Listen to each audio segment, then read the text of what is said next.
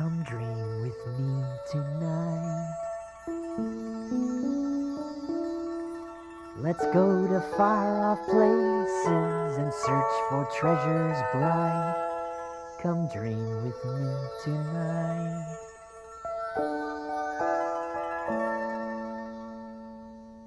Let's build a giant airship and sail into the sky. Let's watch the ground so far below. Let's watch the birds as they fly by.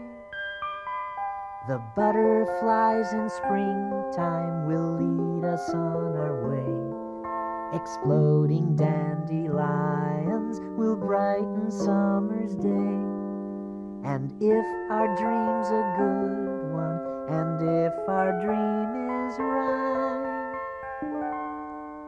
then imagination can be real if we will dream tonight.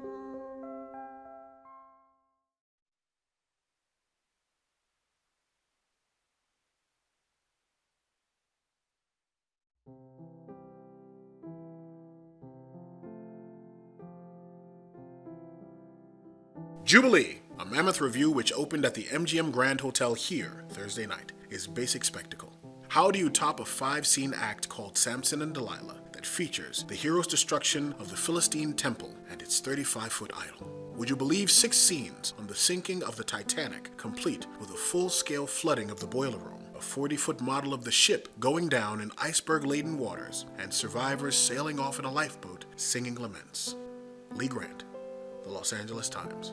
Don Arden's $5 million show, that would go on to become a Las Vegas standard, opened just over 8 months after the devastating hotel fire that killed 85 people. Ken Forsse had a hand in the show's production. After failing to find funding for the adventures of Teddy Ruxpin, Ken had become a freelancer. His contributions to Jubilee included work on the Samson and Delilah set, as well as the construction of the Titanic miniature, along with the mechanism that allowed it to sink.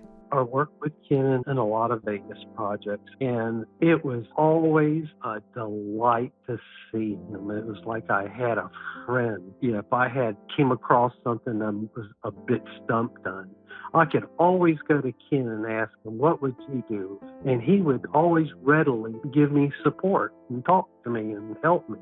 But he was a serious guy. He was very reserved, and if something was funny, he would go, and occasionally he might break out laughing, Parents beware. A new force, aimed at your pocketbook, has invaded Southern California. It is led by a robot rat from New Jersey and combines the perennial favorite, pizza, with a hot new contender, video games. Chuck E. Cheese's Pizza Time Theater caters to families with children younger than 15 and plans to make money from the public's infatuation with pizza as well as video games and other gadgets.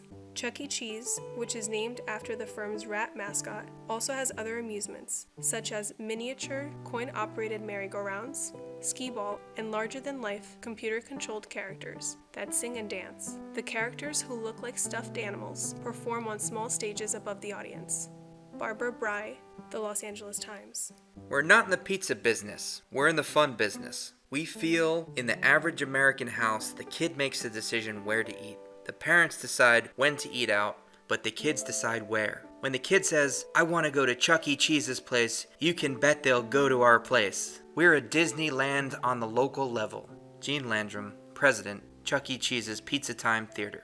As the 1980s got into full swing, other entertainment-style pizza parlor chains emerged to compete with Nolan Bushnell's Chuck E. Cheese's, including Showbiz Pizza Place and Tex Critter's Pizza Jamboree. They all had audio animatronics characters in common, and due to the fact that it was such a lucrative business, everyone seemed to want to get involved.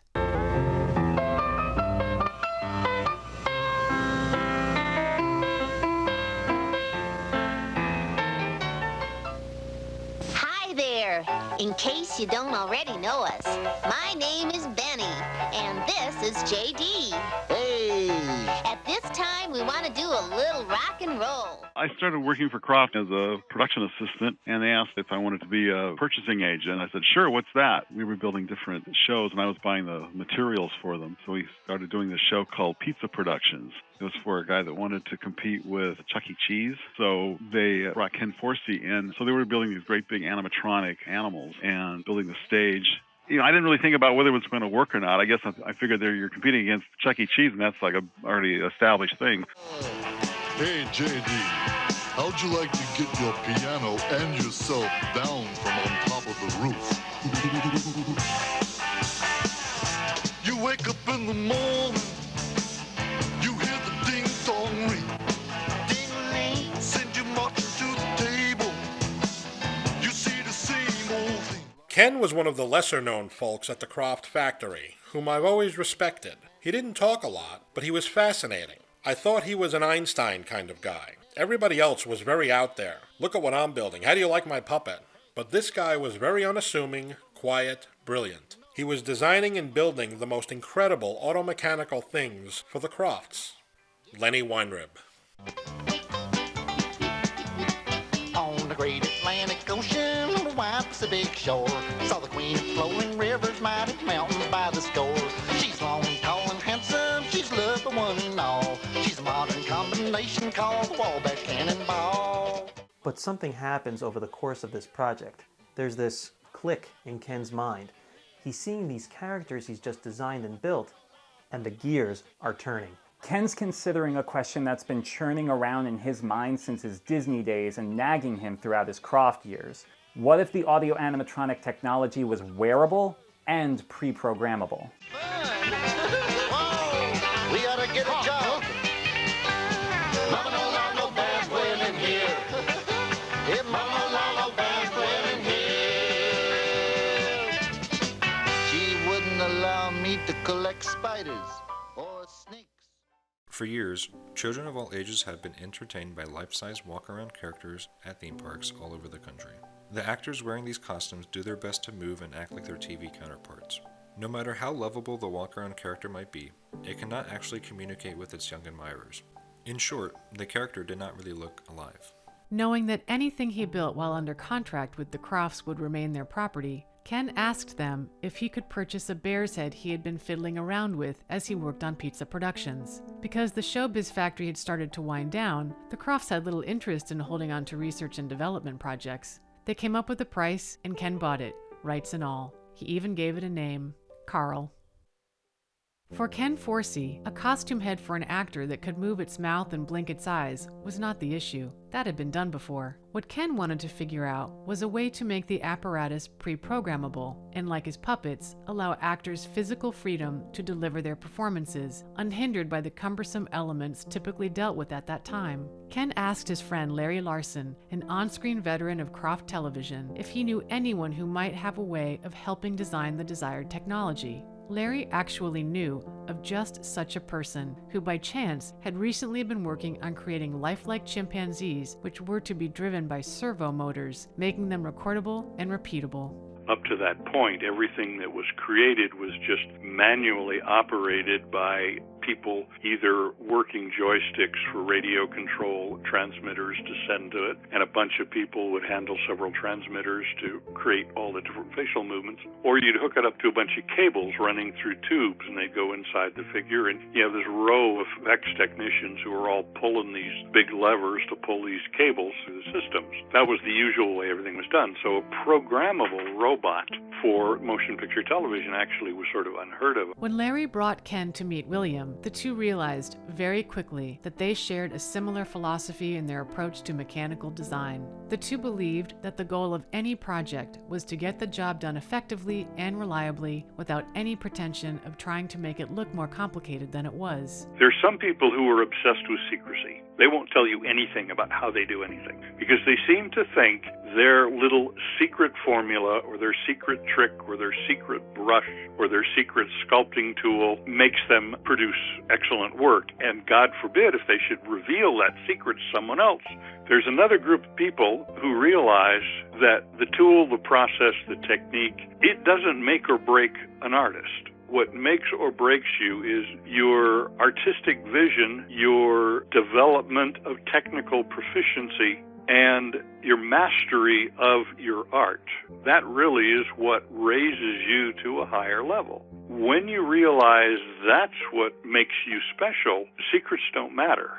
When I met Ken, I quickly realized he was going on the same path. That probably was another thing that allowed us to kind of synchronize as creative people. So you can share techniques quite freely, and it doesn't diminish your skill. It doesn't make a person more potentially competitive against you. William's chimpanzees are being controlled by a 24-track system, with the voice recording on one of them and the motor functions on the other 23. Ken's watching all of this play out in front of him, and he's thinking, this is it.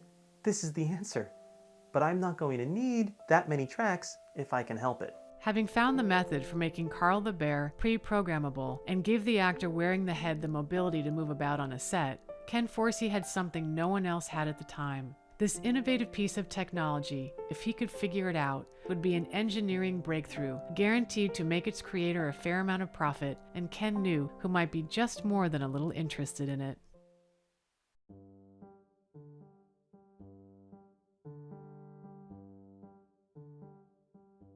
Announcing the Disney Channel, the only pay TV channel where you and your children can join Dumbo for his first solo flight.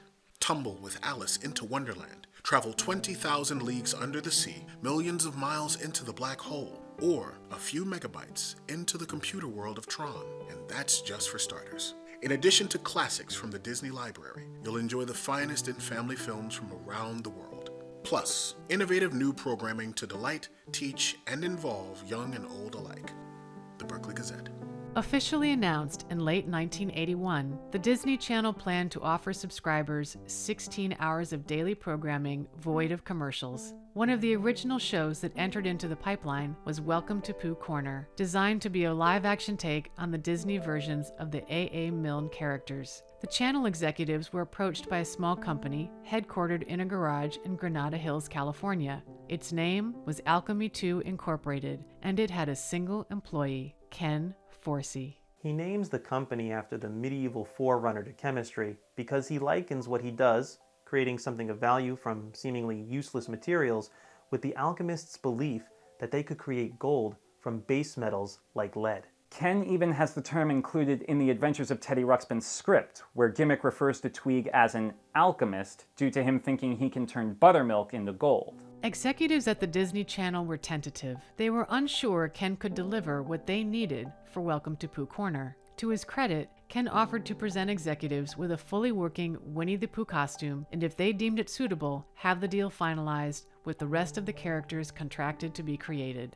It was October of 1982, and Ken knew he needed to hire people not only to build the Pooh costume, but to learn how to build others in order to fulfill the order he anticipated. He brought on Larry Larson to help, but even two would not do. Reaching out to Peggy Van Pelt, considered by many to be the fairy godmother of Walt Disney Imagineering, Ken found three highly talented individuals who would, along with him and Larry, form the nucleus of Alchemy II. Those rounding out the garage people, as they called themselves, were Leon Heflin, Mary Becker, and Linda Pearson. We started out building this character, working on this character in the alleyway in between a fence and his garage during good weather on plywood set up on sawhorses, and then if it was raining or whatever, we'd move inside to his rec room and commence building this character on his pool table. Ken would show me how to do something and then just leave me alone to do it and go off and do whatever his thing was. He would just kind of leave us alone. He was not the type of person to hang over you and micromanage everything you were doing. He was like the exact opposite. He hired you, he had faith you knew what you were doing and that you were going to do a good job for him. And I would come home from school and there's people in the garage building costumes for Winnie the Pooh Corner, but it was really neat to see the actors that were going to be in those costumes coming and going and talking about Pooh, and just seeing the creativity and knowing that something that he created was going to be on a TV show, they would ask me to get into the costume and have fittings so they wouldn't have to pay the actor. They would hand me like a sweatsuit or long johns to put on because the black foam that they created these costumes out of were extremely itchy and hot and sweaty and stinky. In the early days of Alchemy, when we were in the garage, it was freezing. It was a cold winter. There was no heat out there. Ken stuck his head out the kitchen door and said, "Can anybody type?" And I said, I can. I got to go into the warm house, and he handed me a script, and he said, "Here, do this."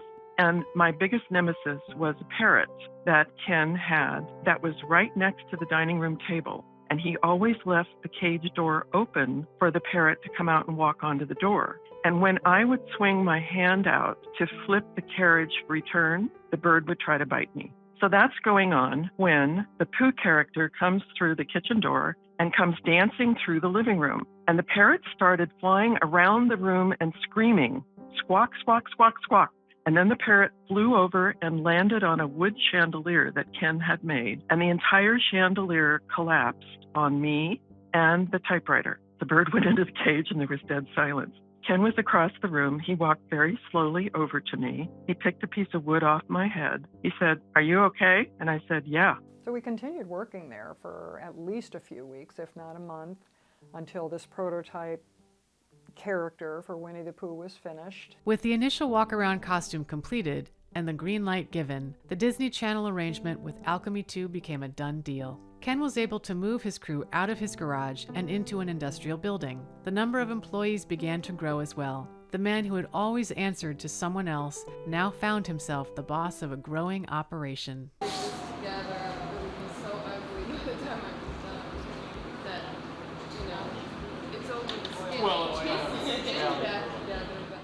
We had like a real workspace and real tables, not just plywood or a pool table to work off of. And we had real sewing machines and, industrial sewing machines. And then adding more people to our family was kind of cool because they were people that we kind of knew offhand that we had worked with before. Ken knew them, and so it was still very familiar. It wasn't like going through resumes and pulling people who had, outstanding, proven backgrounds. They were people that were cool, that we knew could do the job. And it just made a really nice, harmonious work environment, which you need when you're under that kind of pressure and that kind of deadline. Gotcha.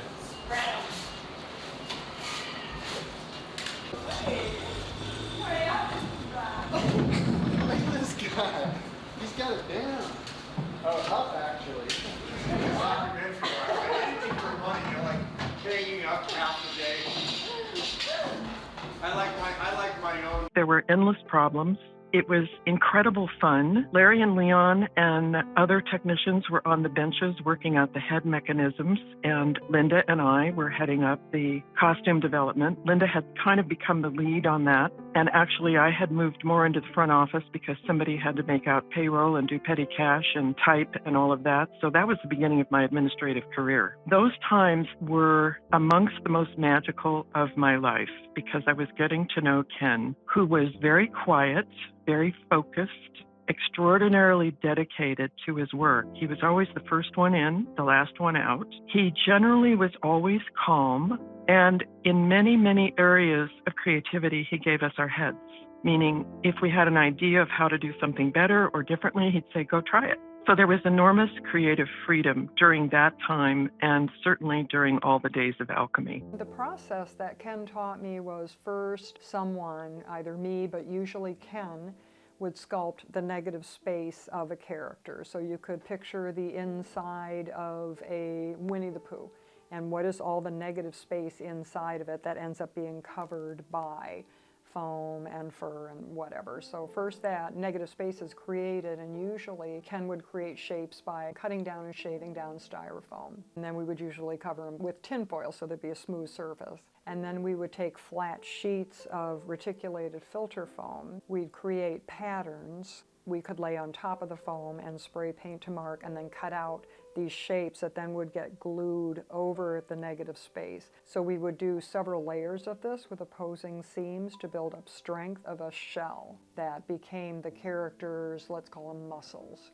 Once that character was still on the form and hard, then I would pattern and do fabrics on top of that to simulate the skin, the fur, and then the regular costume on top of that. Once this whole shell was created, it was released from the foam. A Velcro opening was inserted and glued on, and the pieces of the character were fit together, and they were ready for a human being to actually get in this thing.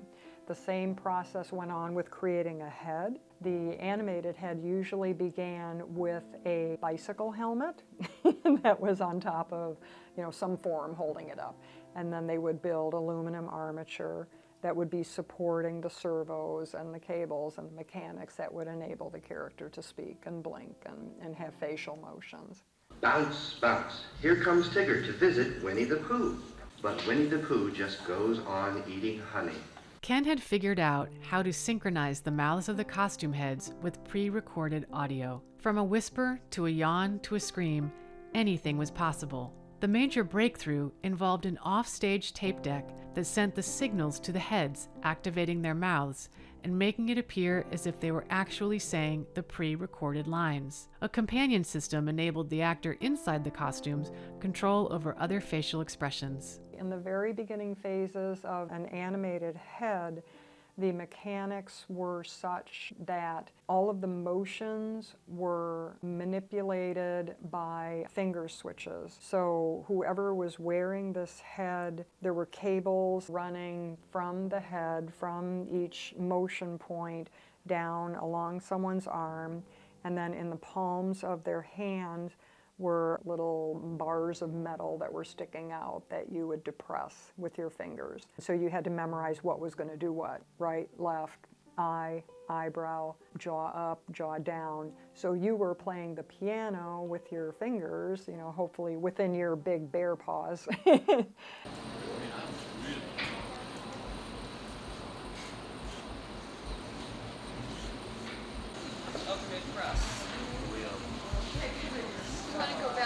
Can you blink your eyes, Patty? Thank you.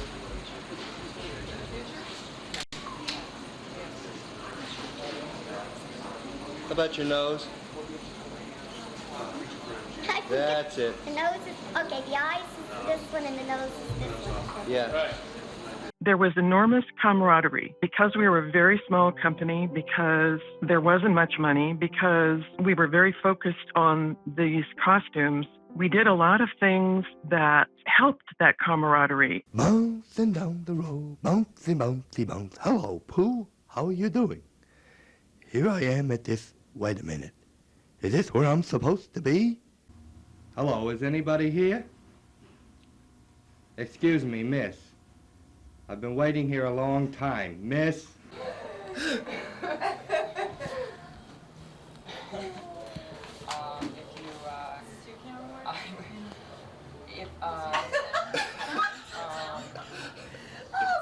You're a Tigger. You worked at Disney. Do you do animation? Well, yeah, okay. Okay, you're animated. Okay, you're animated. Mr. Forsse, we have a Tigger at we have a Tigger here applying for a position with us.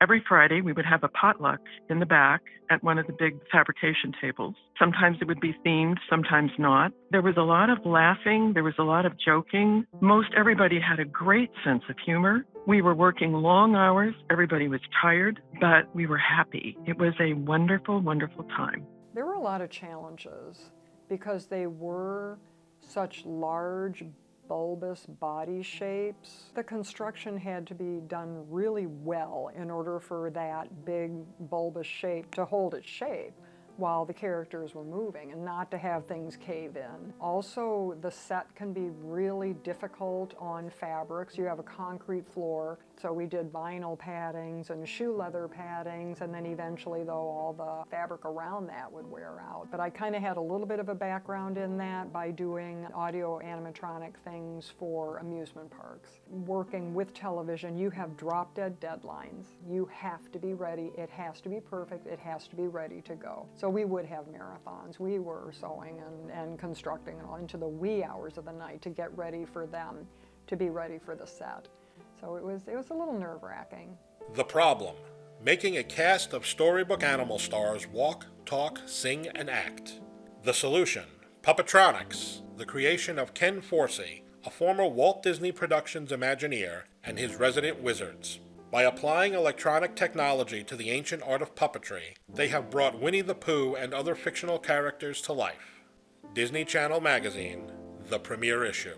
After delivering the initial batch of costumes, the Disney Channel put in an order for another set. Welcome to Pooh Corner went on to receive 4 nominations for the 1983 Cable Ace Awards, including one in Ken's name for costume design in a dramatic presentation. The award ultimately went to Fairy Tale Theater for an episode that, ironically, featured an animatronic nightingale built by Alchemy II. But the nomination was enough to put Ken and his alchemists on the map. They were now noticed, but they would have to find more projects to take on in order to continue the top-notch work suddenly expected of them.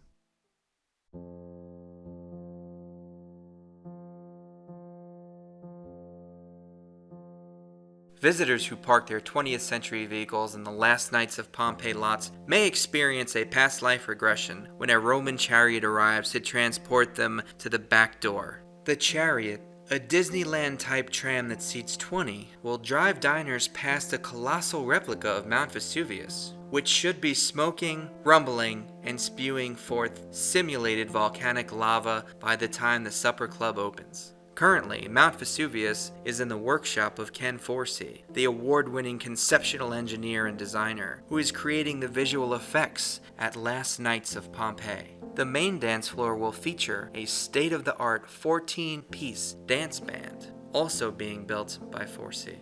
Bruce Fessier, The Desert Sun. In their first major follow-up to their award-nominated work on Welcome to Pooh Corner, Alchemy II took on the monumental task of creating human figures, meant to resemble well-known musicians from all styles and eras, programming them to play various instruments as well as making it look as though each one reacted differently to whatever music was being heard. What had secured the contract was a single audio animatronic figure affectionately named Creepy Lobby Lady.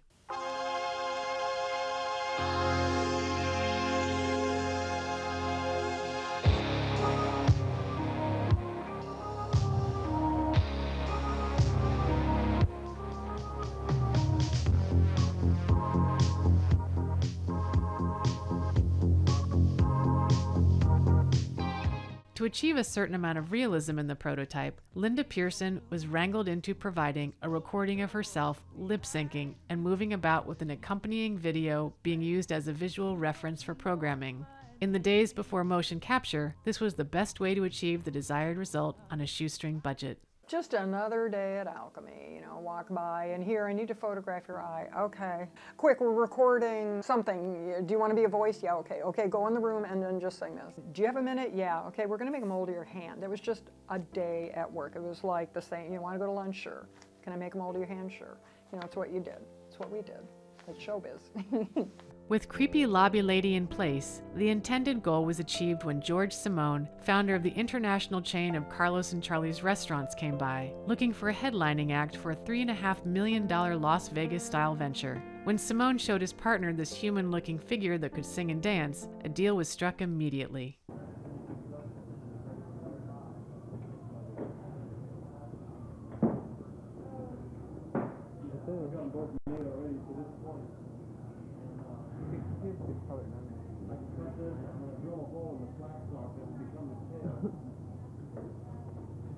In terms of putting the band for the Last Nights of Pompeii together, Linda and I, mostly Linda, designed the costumes, and it would have been Larry Larson and Leon Heflin on the bench, along with Ken, working on the animatronics inside. Larry very often did the program that basically gave all the information to the technology so that everything was in time to the music. I do remember the music that was going on all the time, constantly, because that's what the band had to play to and look like they were actually singing. I can still hear it in my head. Let's dance, put on your red shoes and dance the blues. That will haunt me the rest of my life. Pompeii was cool. Our sculptors came up with 2 or 3 heads, a female head and a couple of male heads. And then they reproduced all of these heads using those few molds, and each one varied in skin tone and hair and wigging and facial hair implanting. The basics of these human beings was just PVC pipe.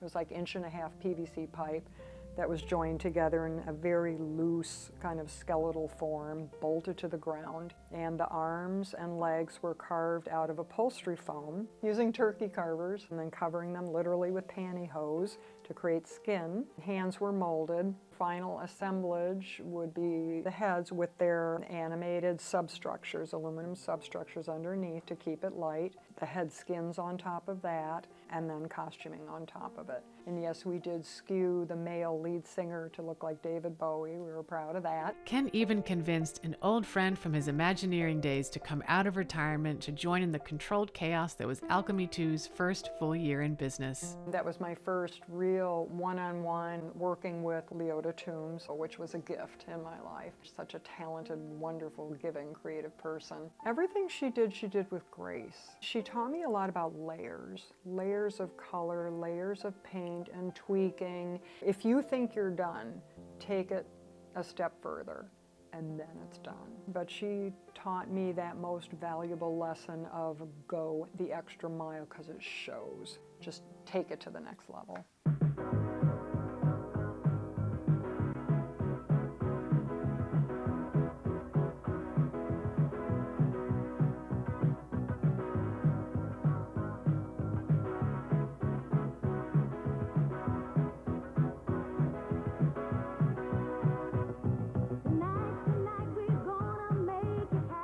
After delivering the band, the chariot, and Mount Vesuvius, Ken and Larry would frequently be called by the owners, demanding they drive immediately to Palm Springs to troubleshoot. There were problems with the band. There were problems with the volcano going off correctly. I didn't know very much about the men that Ken and Larry were dealing with. And what was happening was they were getting threatened with physical punishment, like being kneecapped if they didn't get out there and fix it. My own experience, which was looking at all this from a distance, was that I wanted no part of it. So whenever there was something wrong with the costumes, Linda was the one that went out to the last nights of Pompeii. Hey, good evening, ladies and gents. Welcome to Elino Pompeii. You look like a wonderful crowd tonight, and we're all set to make your evening move. That's right, but first we'd like to introduce the members of our band. Up in the back row, we've got Derek, Benny, Ken, Chuck, Louie, and Glenn. Oh, that's all right, guys. Don't stand up. Scientists predict volcanic activity in Palm Springs this December. It's true, but be not afraid, because this kind of blast is the kind that's going to shake up your senses just like they used to back in the good old days, 19 centuries ago. Those Pompeii folks really knew how to have a good time, and now they're bringing their act to Palm Springs. The last nights of Pompeii, a unique orgy of good food, good drink, and good fun, along with some of the most spectacular special effects this side of the original. It's gonna be Maximus fun. The Desert Sun.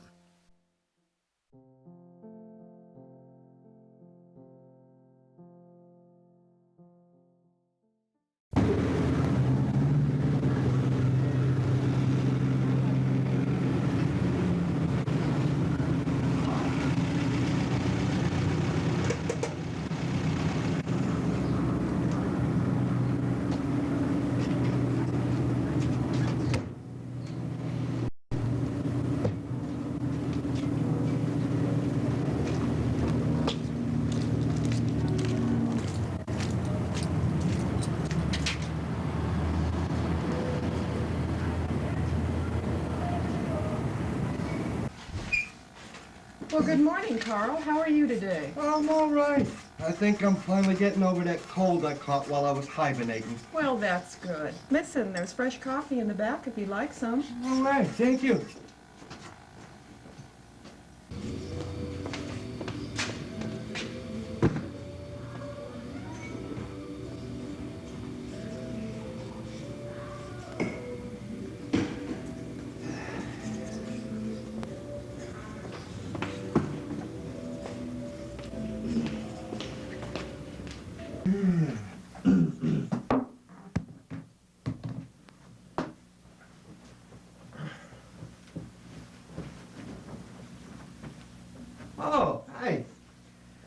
probably wondering what kind of company Alchemy II is. Well, it's really kind of hard to say, actually. Oh, here. Let's see. Here we go. Hey. A design and development company primarily interested in the broad area of family entertainment. Now that makes sense. We take great pride in our originality and craftsmanship. We are not trying to duplicate or imitate Disney's audio animatronics. There are not too many companies that can afford that kind of high-cost technology, especially a restaurant that has to pay for a $200,000 animated show through the sale of pizza or the sustained attendance of a video arcade. Instead, our philosophy at Alchemy II is to discover simpler ways to achieve the same results, or even better results. Our electronic animation system is a direct result of that kind of thinking. And it's that kind of philosophy that is present in everything we do. Larry Larson.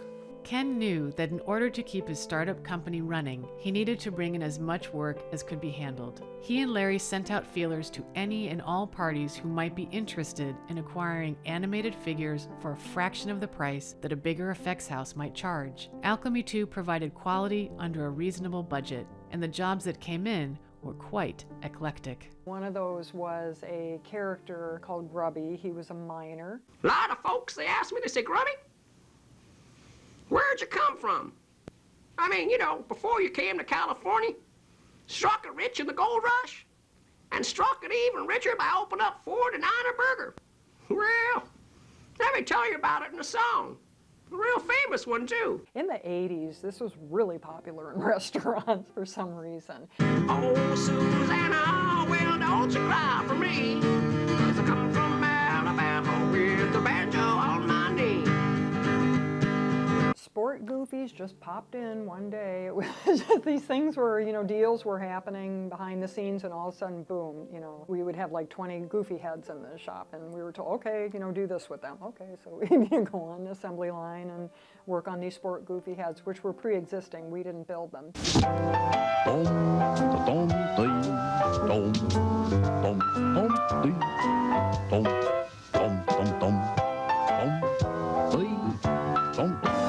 Wow! Hot dog!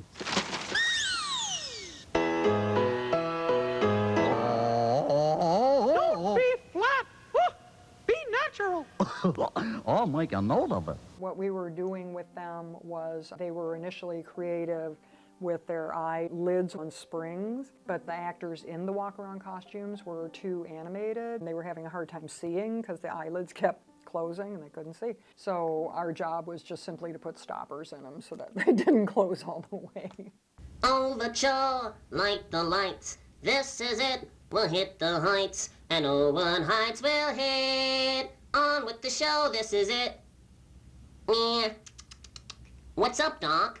It showed up one day, we got a gig, we need to do a head of Bugs Bunny for Marriott. They had like a little amusement park, it was one of their characters that they owned, so all of a sudden here's a one-shot deal. Well, Elmer Fudd and I have teamed up to record a big rock and roll song, and as soon as Elmer's ready, we'll give you a sample. Disney wanted, they had a Merlin magician walk around during the park, a meet and greet costume character that they have. So they wanted an animated owl on top of the wizard's hat. We created a wizard's hat with the owl perched on top, and I think that we did finger switch animation controls for that thing too. So we built the battery pack vest, finger switches, and the hat, and the owl. We had a lot of fun test driving that in the in the shop when it was done. But it was cute, and then I did end up writing an owner's manual and care and feeding of Archimedes for Disney so they wouldn't destroy it when they tried to repair it. Paramount Pictures' release, Silver Bullet, is a modern-day Halloween tale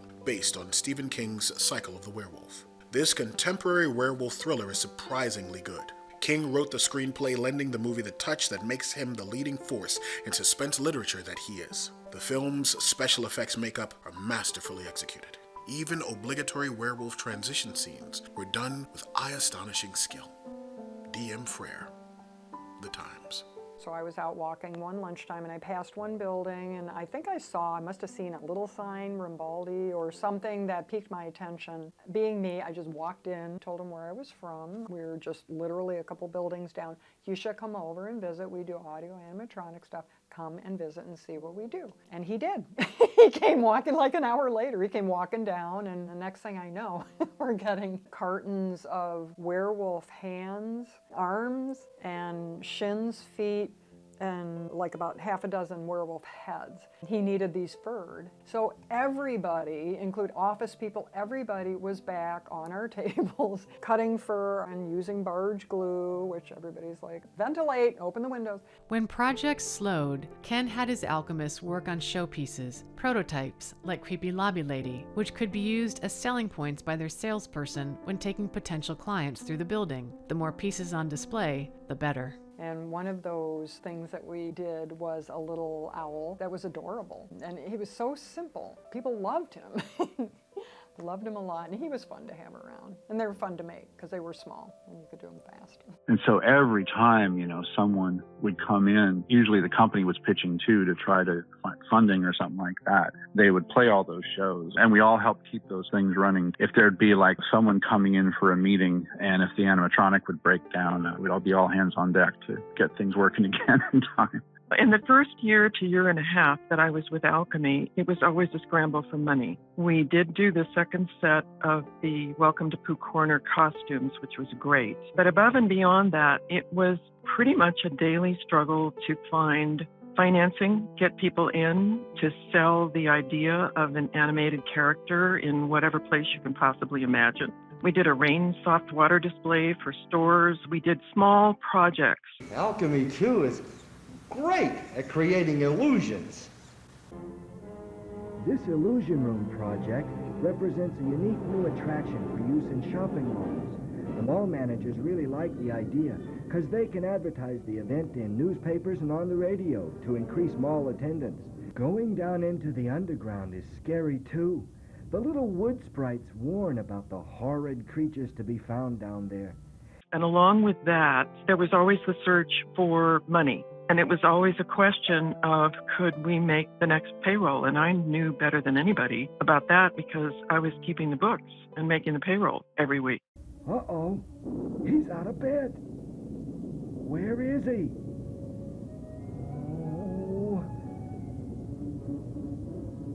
Oh, we better be careful. Oh, there he is. And so there was a very interesting array of potential financing that would walk through the doors. And the day before that would happen, we would be getting ready. And the day of, we called it Dog and Pony Day. And we would basically put on a show. And I would get the presentations together. That was before the days of computers or anything like that. So all of it had to be hand typed. And there were German people. There were people from show business. Jim Henson actually came through our doors at one point. Dear Ken, thank you for showing us around on Saturday. It was great to see the work you've been doing with animating the heads. I find it all quite exciting. Cheryl and Mira particularly enjoyed the displays you're working on for malls. It looks like you've got some interesting minds putting things together out there. Please feel free to come by the workshop in New York anytime. We'd be more than happy to have you visit. Sincerely, Jim Henson. Why is Jim looking at this wonderful stuff that Ken's making? I think probably 2 words: creature shop. Jim loves that sort of technology, and he loves creature building and the possibilities of doing, operating them with a Waldo, which is a remote control way of controlling a puppet. You move your mouth into like this remote control glove, and the puppet mouth moves 15 feet away. Jim loved that tech. So I think he would be really attracted to that kind of technology. That's something that I think his head's already going a million miles an hour on. How do you use this for great storytelling?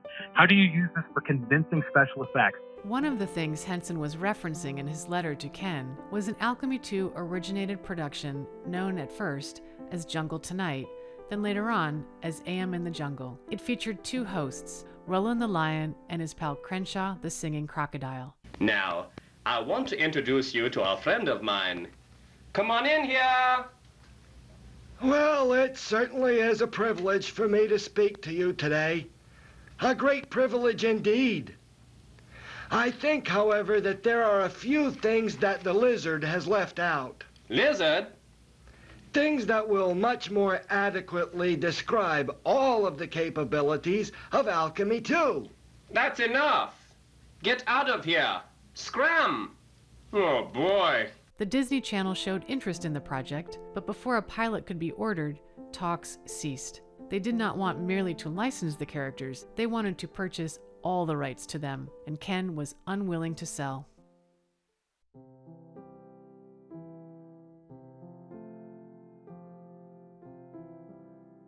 Ken wanted to make sure that he was not simply running a company. He had experienced too many instances where management was more concerned with the bottom line than the creativity being generated. Money was obviously needed to keep operations going, but as long as people were being paid, Ken wanted to set Alchemy II on a path towards something different from the standard corporate model, all while mentoring those who he hoped would carry on his traditions as they formed.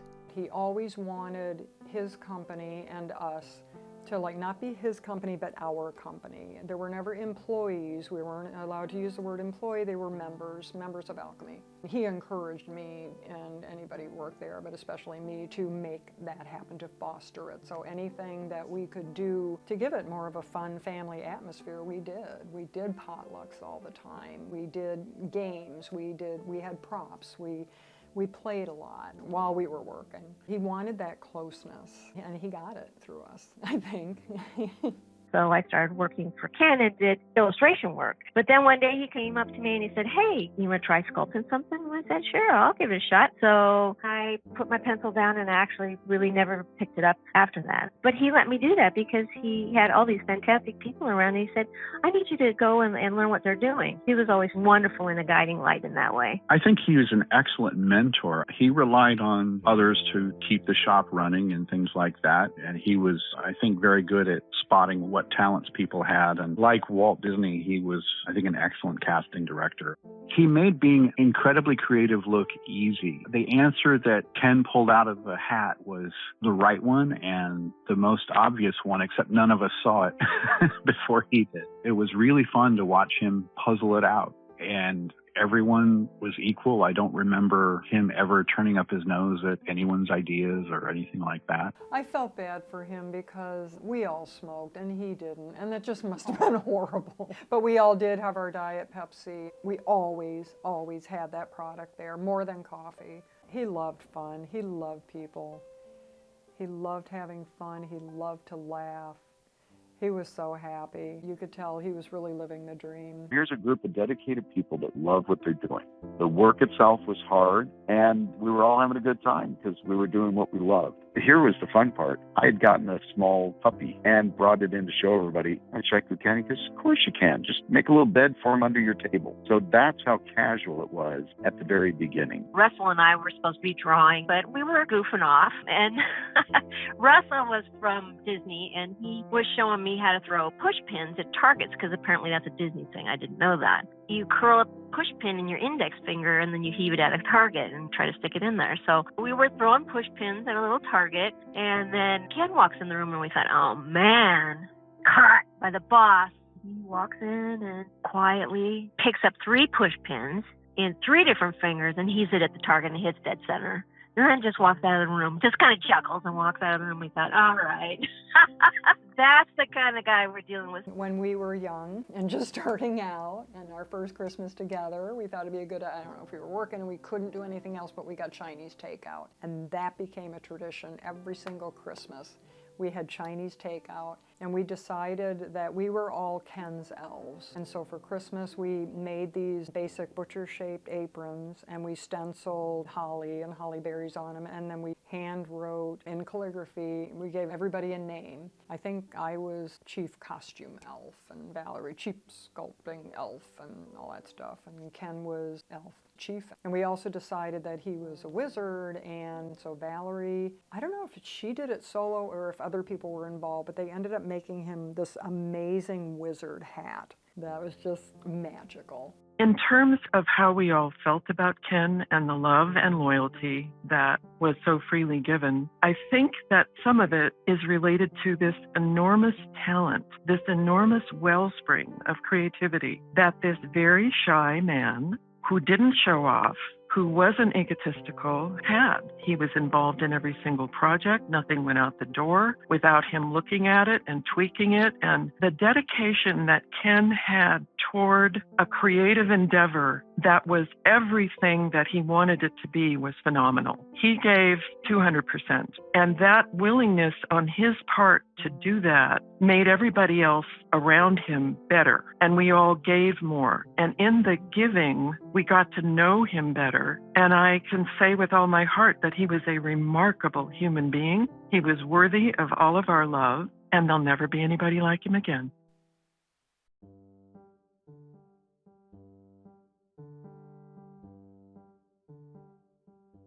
Drat. Your pencil point has snapped right in the middle of that dreaded book report. A quick search of your desk produces a red crayon, 2 erasers, and a capless pen that dried out 2 years ago. Wouldn't you know it, your spirits droop as you grab your pencil and head off to the sharpener. You're about to insert your writing instrument into the machine when you notice that this is no ordinary pencil sharpener. It has eyes, and it's looking right at you. In goes the pencil, and the crazy thing chomps away, eyes blinking, jaws crunching up and down. Before you know it, you're laughing out loud.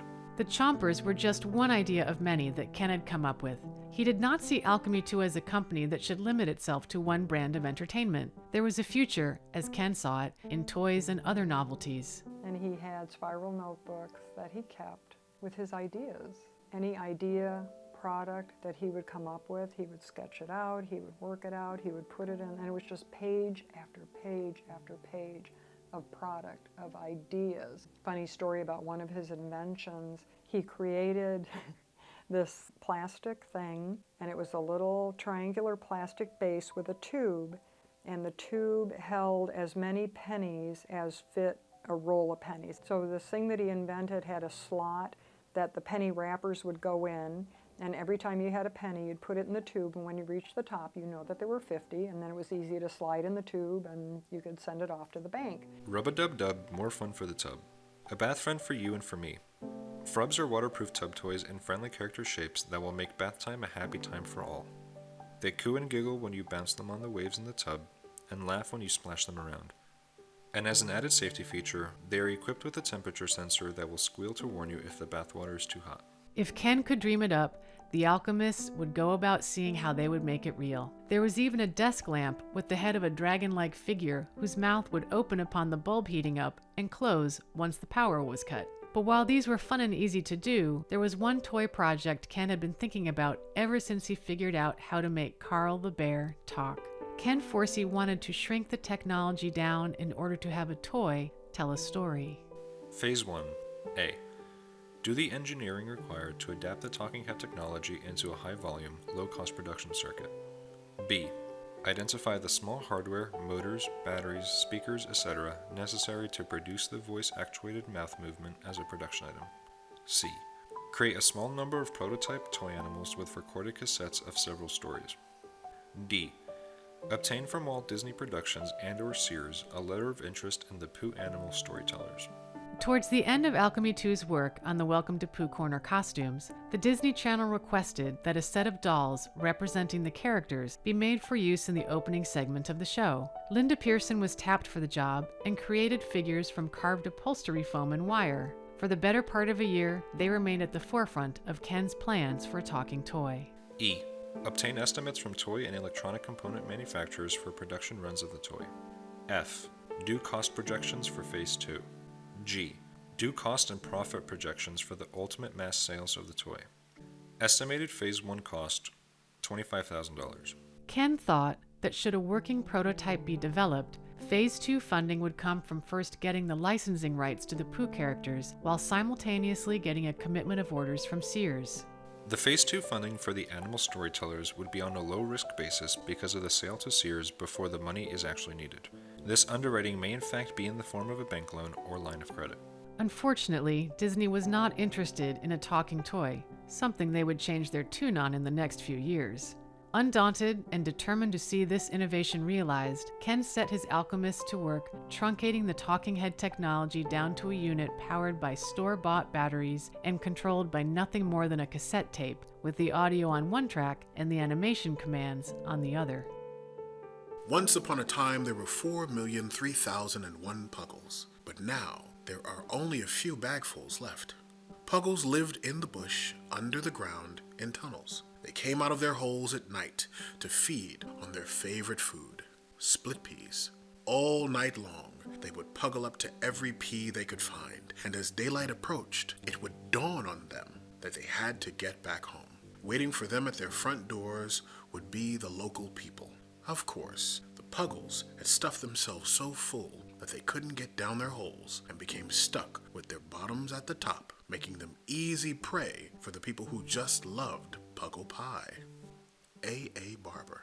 The Puggle Tales was a series of 7 illustrated storybooks written by Australian author A. Tony Barber. Published over the course of 1981 and 1982, they achieved a reasonable amount of attention. Mattel had even licensed the Puggles, which were fantasized versions of echidnas, creating a plush toy in 1983. A year later, Barber found himself in Alchemy II's workshop, watching Ken and his team develop a talking version of one of his characters. Shruggles look something like your pet cat, only they are Puggle pets and have long, thin bodies and come in all colors from cow brown to pig pink. Penelope Puggle was holding this one upside down, shaking it violently over the kitchen sink.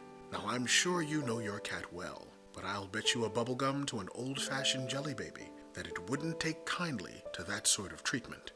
A. Barber. Things were looking up with the Penelope Puggle prototype. Ken was pleased that the unit functioned as was expected once hooked up to its accompanying tape deck, but a deal between Alchemy II and Barber could not be reached. It was back to the drawing board. The Alchemy II technologies have come a long way since the beginning, and we think the next step is to produce animated talking toys, and that Roscoe should be the very first one. While Roscoe was thought to be the direction in which they were headed, Alchemy II's first talking toy would not be that little mole-like creature. Ken was simply not in love with the character. He wanted something that children would be attracted to and that would be appealing to any child no matter where they were from. Ken thought of his own childhood and concluded the best course of action would be to build a talking teddy bear. The prototype that came to be known as Joey Bear was an off-the-shelf plush, but they needed to start from somewhere. What they had to do was basically gut the bear and replace its innards with the motors and servos needed to animate it. Once this proved successful, Ken had a brain blast moment. He realized that the toy and the tape player didn't need to be separate from one another. The playback device that the cassette needed to be inserted into could be placed inside of the toy. This was a game changer, and a very welcomed one. With Joey Bear proving to be a worthwhile endeavor, Ken had mock-ups made of illustrated storybooks. Goldilocks and the Three Bears was just one of the many titles proposed for the talking toy. There would be other fairy tales, like The Three Little Pigs and Hansel and Gretel. Plans were also made for teddy bear holiday books, which ranged from Halloween to Hanukkah. An educational series called Bear Facts was thought up as well. These titles included Safety First, ABCs, and Shapes and Figures. By using simple vocabulary and exciting illustrations that fully explain the text, it was thought that these books would encourage children to read by themselves. And everyone is excited about this. Joey Bear is going to be a thing. They're going to write the stories, record them, get this prototype to potential investors, and open up an entire new division of the company. But it's Larry Larson who makes a single comment that derails the whole thing, and obviously in retrospect, thank goodness that he did. While enthusiastic over the idea of a talking toy, Larry asked Ken what was so special about a generic teddy bear. Why would children want it? And if they did come to own one, would they develop an affinity for it? Ken took it hard, but he knew Larry had a point.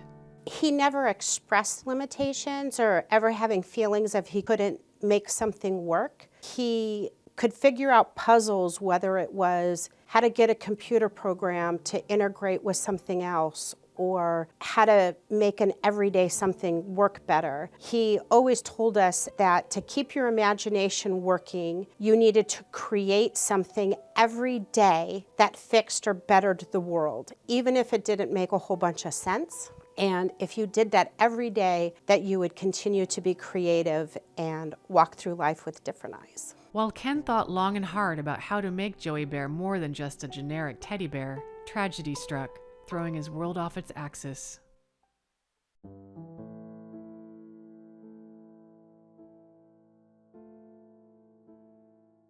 My mom was born with only one kidney, and about the time that I was adopted, her one kidney failed, and she became a hemodialysis patient, which required her to go to a dialysis center 3 to 4 times a week for anywhere from 4 to 6 hours. Each visit she was there, and with that came side effects and complications. About the time I was in the 6th grade, she became very sick, and an infection from the dialysis site went to her heart. And she also had degenerative disc disease really bad as a result of the dialysis. After spinal fusion, the brace that they had her in to recover was not good quality and didn't have her as straight as she needed to be with her neck and her spine alignment. So my dad talked to the surgeons and basically told them that their brace was useless, and went home and used me as a model and created a head and neck brace out of fiberglass and foam rubber and bars that let the head and back piece move independently of one another so that her back could be straight and her spine could heal properly to get rid of some of the paralysis. When we worked in their house, when we first started Alchemy, we got very close to the family. Obviously it was Ken's home, and when you work in someone's home, you get to know them on a different level. Ken's wife, Wendy, was homebound at that point when I met her, and when I came in, she had had a series of illnesses in her life, and she was definitely in flailing health. She pretty much stayed out of the way when we were working, and the stuff we were working on, it was pretty messy, and you don't really want to be around it if you're not feeling that good. So we got to know Wendy, you know, at that level, at the home level, and we got to know Teresa too, Ken's daughter, who was a teenager at that time. After we moved out, we obviously didn't see Wendy that much. She would come occasionally to our potlucks and try to be a part of the party there. We did keep in touch with Teresa a lot more than Wendy, her coming in and out of the shops and ours still kind of being involved in her life. After undergoing minor surgery in the summer of 1984, Wendy Forsse's body proved too weak and weary to recover. She passed away on August 9th at the age of 42. At that point, it was just my dad and I living at the house. My brother had moved out, and it was a rough time for both my dad and I. He threw himself into work, and I spun a little bit out of control in those teenage years there for a while, but we held it together the best we could. I don't even remember the day when I was told when Wendy died, but it was absolutely a heartbreaker for us. She was part of the family. I was very concerned about how were he and Teresa going to do being alone. I remember the day that we went to the funeral. You know, it was a lovely service, and it was very difficult for everybody, but we went back to the house. The garage people ended up in the kitchen, at the kitchen nook table, and we ended up talking and laughing hysterically over whatever. And then we started crying, and it's like, you know, that was our stress breaker. That laughter helped us get through that moment, but that really stood out in my mind. We were all in dress-up clothes sitting at Ken's kitchen table, a little kitchen breakfast nook, and laughing the day of Wendy's funeral. It was a tough time. We both had lost our best friend, and she was the glue that held things together at home. And so it was rough for both of us. Then about 6 months later, we came together and realized that we need to figure out how to exist together without her there. And so we would go on outings and have lunch every Saturday and go walk around.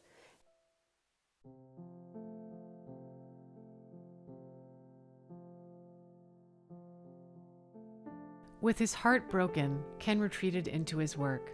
More than ever, he needed to answer the question, how do you make a generic teddy bear that will be beloved by children? He ended up making a decision that would alter the course of his life. Alchemy II would cease all work on Joey Bear, and with a slight but significant adjustment in design, begin developing a Teddy Ruxpin talking toy. Illiops, Ken decided, would now resemble bears. He has spent over 20 years trying to make this character and his stories a viable brand, but to no avail. There's this clear aura of mortality hovering now. So in Ken's mind, it's time to go for broke. And it was brilliant because the story was already there. We didn't have to create it from scratch. And Ken had spent enormous amounts of time on it. And from there on, everything seemed to fly. And so we kind of switched gears from the generic bear into doing a Teddy Ruxpin. And I think that we stayed more with the warm and fuzzy teddy bear overall kind of look in coming up with Teddy Ruxpin. So we worked on a couple of different prototypes, very rough, very Neanderthal Teddy compared to how he ended up. But the Teddy Ruxpin story, as Ken had it set in 1979, wasn't going to work with the talking toy. One long book would have been disastrous sales-wise, so he begins chopping up the narrative a little bit to make the stories accessible and entertaining to the young children who would be the target audience. Ken's also been continuing to work on the narrative as a whole. For the first time, we know where Teddy and Grubby come from, the island of Relonia, and we're told that the land of Grundo is where their adventures take place. But for the sake of trying to sell this toy's license, he goes and writes the story of the fated Fobs, introducing the new titular characters into the mix. In addition to the Fobs, another new character is created, and this one is in homage to Ken's friend Leota Toombs. Because of her, we're given Leota the Wood Sprite, a mentor to the main characters, just as the real Leota was a mentor to the up-and-coming alchemists. As the Teddy Ruxpin talking toy prototype was going through various stages of development, it fell to Linda to start creating ones of the Fobs, who would eventually be released as hand puppets, and Grubby, whose final version would be a talking toy companion to Teddy, but who started out very differently in his prototype phase. Ken had drawings. The initial puppet show had a Grubby, and he also had a maquette, model statue of Grubby and how Grubby should look, and Grubby was on paper. That's the Grubby that I prototyped. Those are the sale samples that we made. Was this original Grubby who was darling and just nice round head, soft body. He was the maquette. He was perfect. He was great. And at some point, someone decided we can't animate that big, huge head and make it talk. So they ended up doing this flat-faced thing with like a little beaky on it. Still, I hold a grudge. I will always hold the Grubby grudge. Ken knew, however, that he needed more than just dialogue and narrative to drive the Teddy Ruxpin storybooks. Music was going to be necessary for rounding out the 20 or so minutes of each title. So very often what Ken would do was he would drop into my office, or he would have a meeting, a staff meeting, and he would say, does anybody know somebody who can do this or that? And one day he came into my office. He said, do you know anybody who writes music? And I said, well, yes, I have a very dear friend. His name is George Wilkins, and he's one of Disney's major composers. And he's very, very talented, has had a long career. And Ken said, well, can you make arrangements for him to come in? And I called him, and he met with Ken, and he became our composer. And every piece of music that you hear for any product we did from then on was written by George. George did a wonderful thing with Ken because Ken was not particularly musical. And George went into him one time because we were doing a story, and he said, Ken, why don't you write the lyrics to this? And Ken said, I don't know how to do that. And George said, sure you do. Well, I think a lyricist and a composer are always on the same page, or let's hope they're on the same page. And I think I had respect from Ken. We always got along great. He would get pissed off every once in a while if I cut something out without telling him. I learned to call him up and say, hey, we don't need this, and this is too long, and I'm going to change this around and put this verse there. He always agreed. We got along great. He really liked me and my style, I think. So I was very lucky like that, and he just let me do whatever, I did. Working at a breakneck pace, Alchemy II built a working Teddy Ruxpin talking toy prototype by the end of September 1984. He was voiced by Larry Larson and sang what would become the theme song to the brand.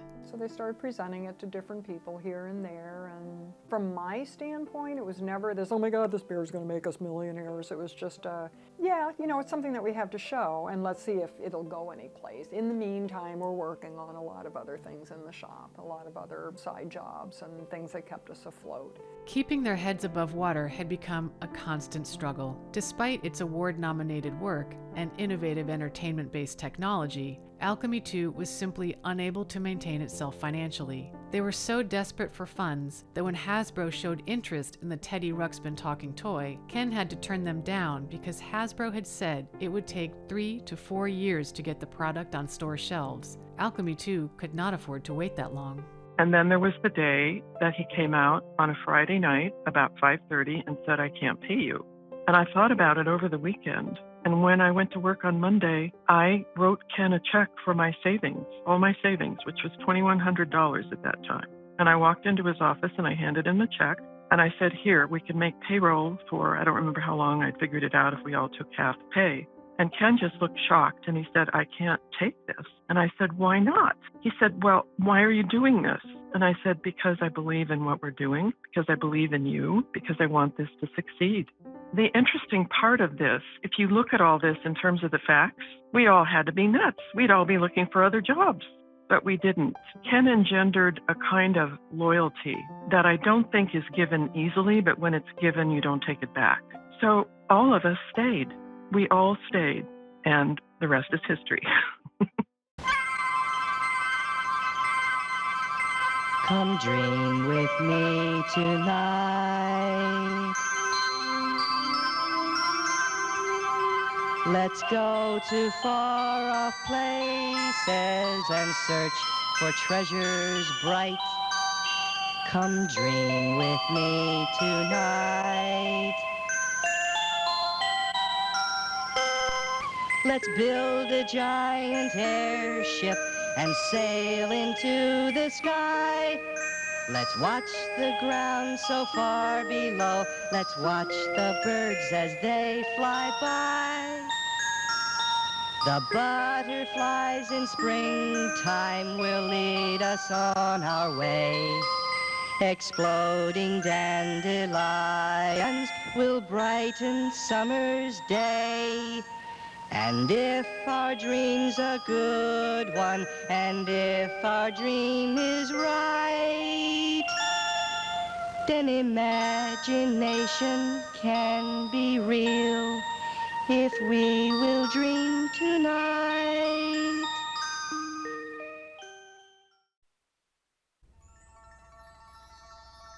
Come dream with me tonight.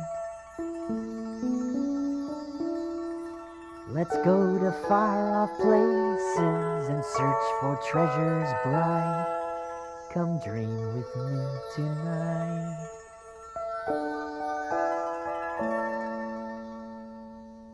Let's build a giant airship and sail into the sky.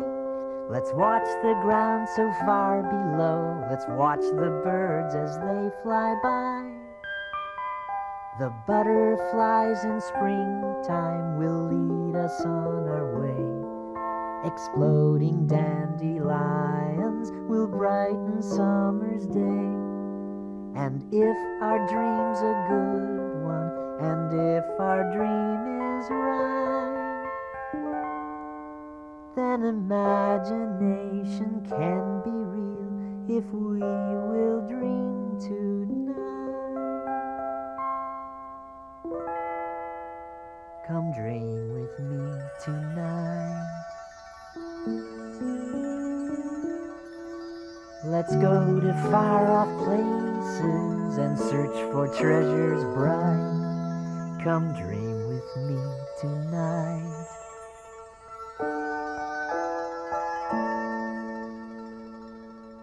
Let's meet a lovely princess and stand before a king. Let's dream a great adventure and let us live that magic dream. The orange leaves of autumn will crackle in the air. In winter, tiny snowflakes will sparkle everywhere. And if our dream's a good one, and if we see it through, then the wondrous dream we dream tonight someday just might come true.